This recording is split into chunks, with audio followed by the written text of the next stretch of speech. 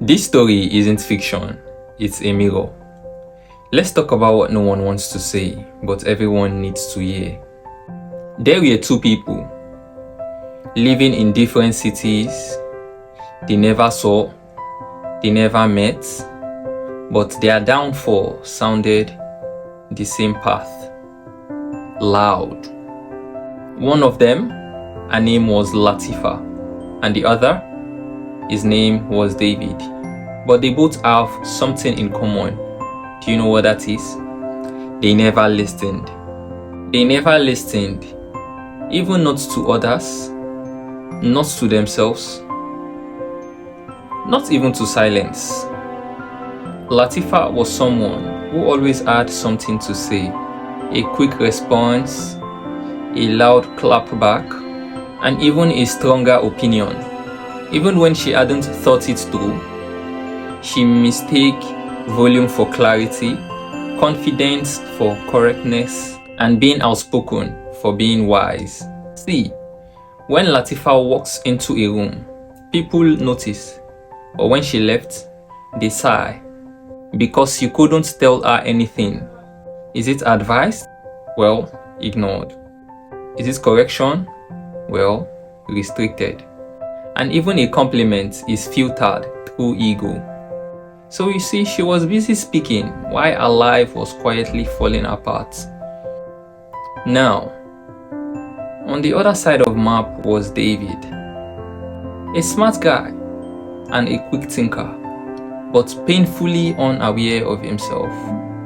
He didn't speak as loud as Latifa, but his actions way loud.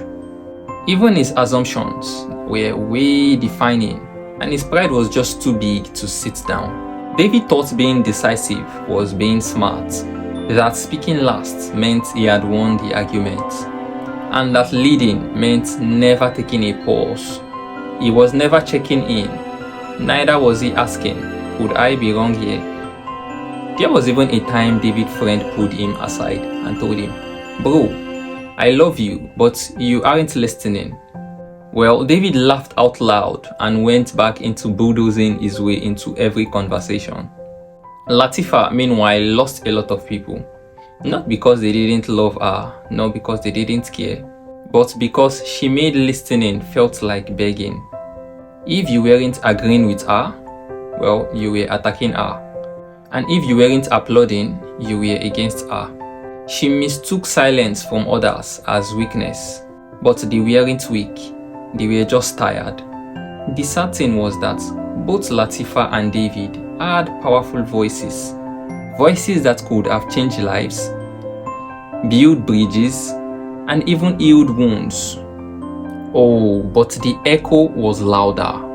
They had built personalities on noise, on reacting, on assuming, and on controlling. And when life whispered warning, well, they couldn't hear it. They just kept on shouting. Now, pause. Because this part, this is where it starts to hurt. One day, David missed an opportunity of a lifetime. Why? Well, because he refused feedback. He assumed he was the smartest person in the room, but it wasn't even about intelligence. It was about growth. It was about the humility to reflect.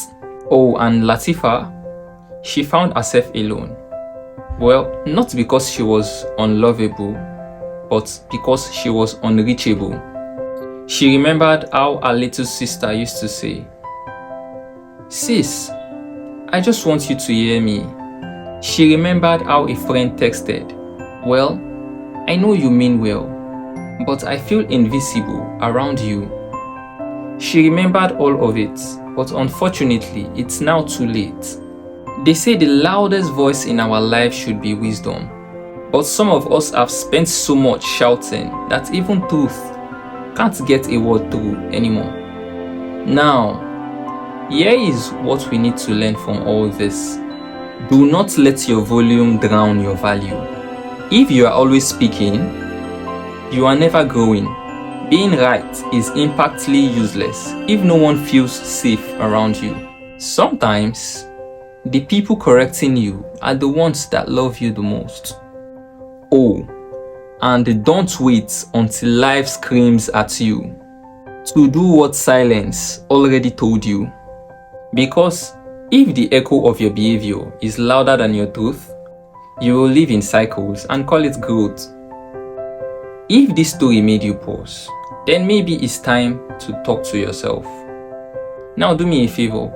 I urge that you subscribe, follow, like, comment, and share this video to whoever you feel needs to hear this.